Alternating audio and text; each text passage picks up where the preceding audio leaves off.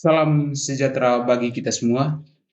Saya Ignatius Wim Kardusnaun, mahasiswa semester 3 di STFT Widya Sasana Malang, akan mempresentasikan materi tentang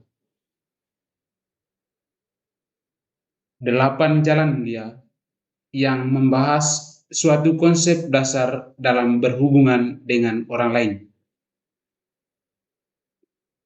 Dalam presentasi ini, kita akan mengenal beberapa poin penting. Yang pertama, 8 jalan mulia. Yang kedua, poin-poin yang terkandung di dalamnya. Dan yang ketiga, korelasi dengan kehidupan seorang Buddhis ataupun setiap orang. Kita akan memulai dengan latar belakang filsafat India itu sendiri. Sejarah filsafat Timur sebagai bagian yang penting. Filsafat India merupakan salah satu filsafat yang sangat tua yang menawarkan pemikiran yang tidak kalah menarik dalam kehidupan kita. Sampai saat ini, konsep-konsep filsafat India masih dipakai dan dihayati dalam kehidupan sehari-hari dalam masyarakat India sendiri. Dan bahkan sampai mendunia.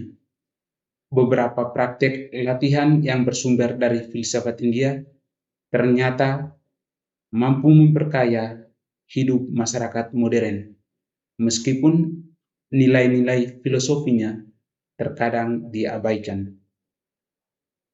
Aliran-aliran utama filsafat India diformalkan terutama antara tahun 1000 sebelum Masehi hingga awal abad-abad era umum.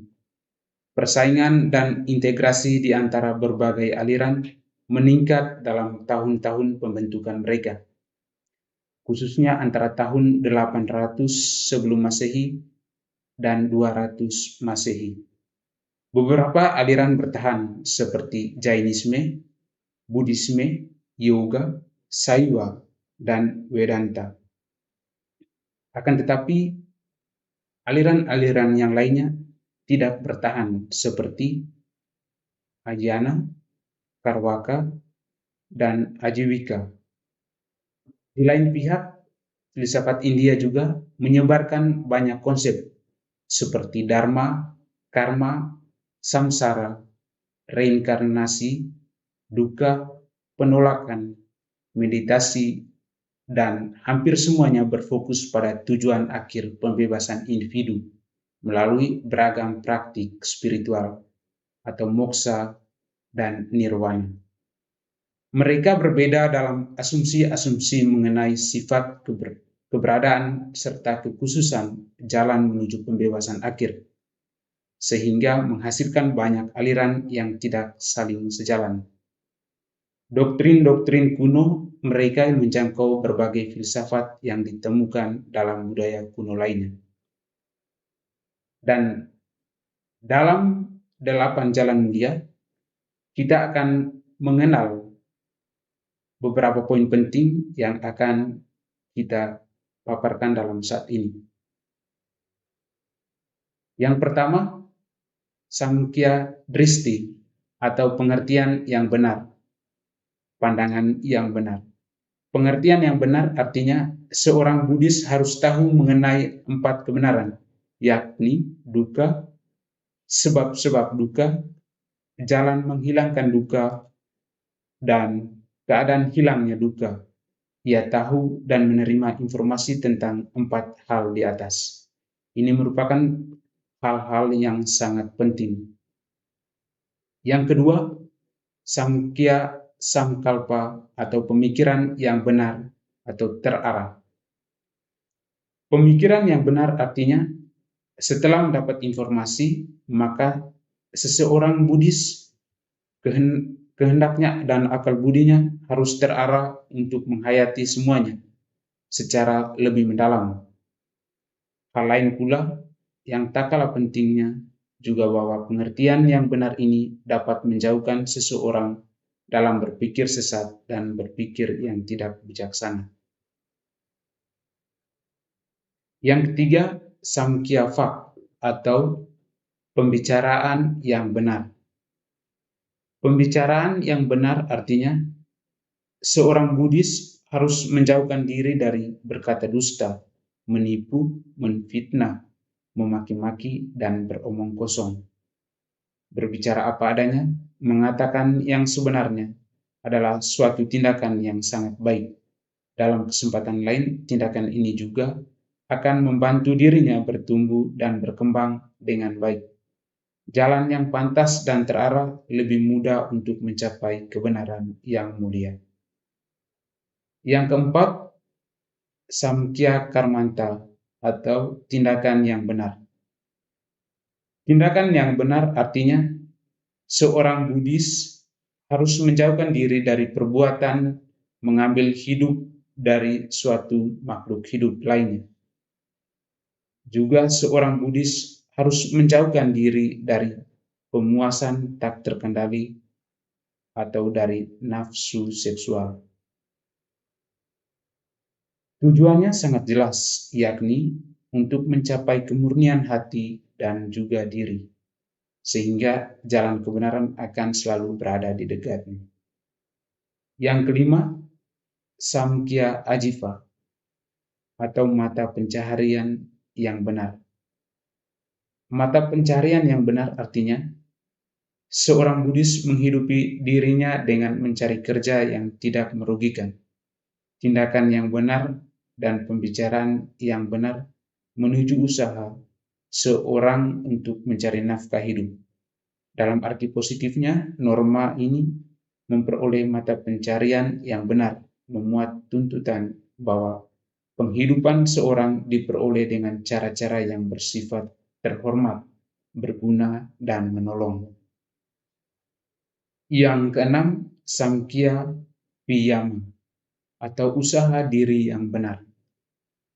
Usaha diri yang benar artinya seorang Buddhis mulai masuk ke bidang olah batin. Dia harus berkonsentrasi dan memusatkan daya batinnya untuk berusaha agar pikiran dan maksud jahat jangan muncul dalam pikirannya. Pengembangan ini dan tingkah laku moral menuntut disiplin yang meliputi pelaksanaan usaha yang benar, pemusatan hati dan pemikiran yang benar, dan konsentrasi yang benar. Melaksanakan usaha yang benar mencakup yang pertama, mencegah munculnya keadaan pikiran yang jahat dan tidak sehat. Yang kedua, membebaskan diri dari keadaan pikiran yang jahat dan tidak sehat yang mungkin sudah ada. Dan yang ketiga, menciptakan keadaan pikiran yang baik dan sehat, serta mengembangkan dan menyempurnakan keadaan pikiran yang baik dan sehat yang sudah ada. Yang ketujuh, Samkhya Smriti atau pemusatan pemikiran yang benar. Pemusatan pemikiran yang benar artinya bahwa dia memusatkan daya batin pada badannya dan membuat badannya mengatasi segala kecenderungan badannya maupun kelesuan badannya. Pemusatan hati dan pikiran yang benar terdiri dari sikap dasar dan peduli terhadap semua kegiatan orang lain.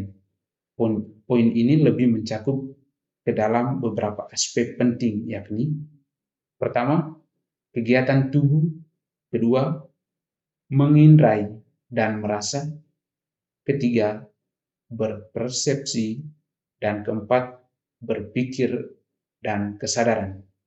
Menjadi sadar dan peduli terhadap kegiatan seorang berarti mengerti apa artinya kegiatan-kegiatan, bagaimana kegiatan-kegiatan itu muncul, bagaimana mereka menghilang, bagaimana mereka berkembang, dikontrol dan dibebaskan, dan bagaimana mereka berhubungan satu sama lain.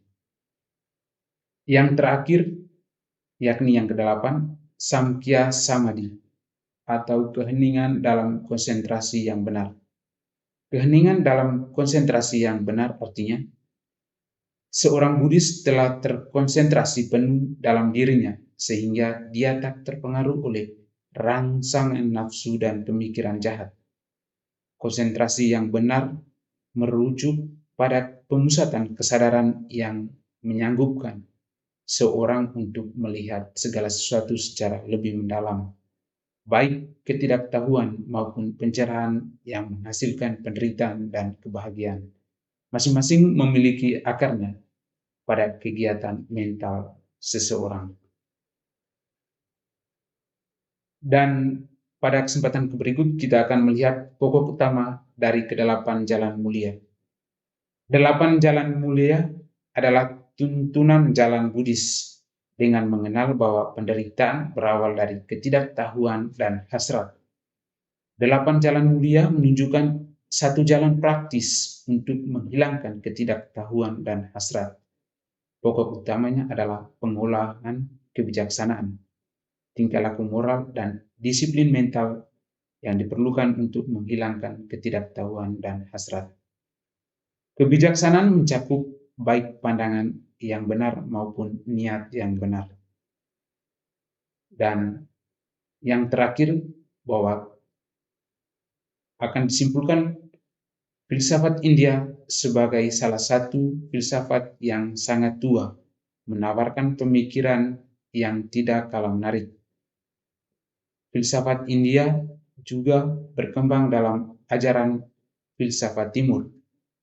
Filsafat India hadir untuk membuka wawasan kebijaksanaan manusia. Kebijaksanaan lahir dari ajaran-ajaran yang memuat beragam konsep penting tentang pengetahuan manusia. Demikian presentasi dari saya. Sekian dan terima kasih.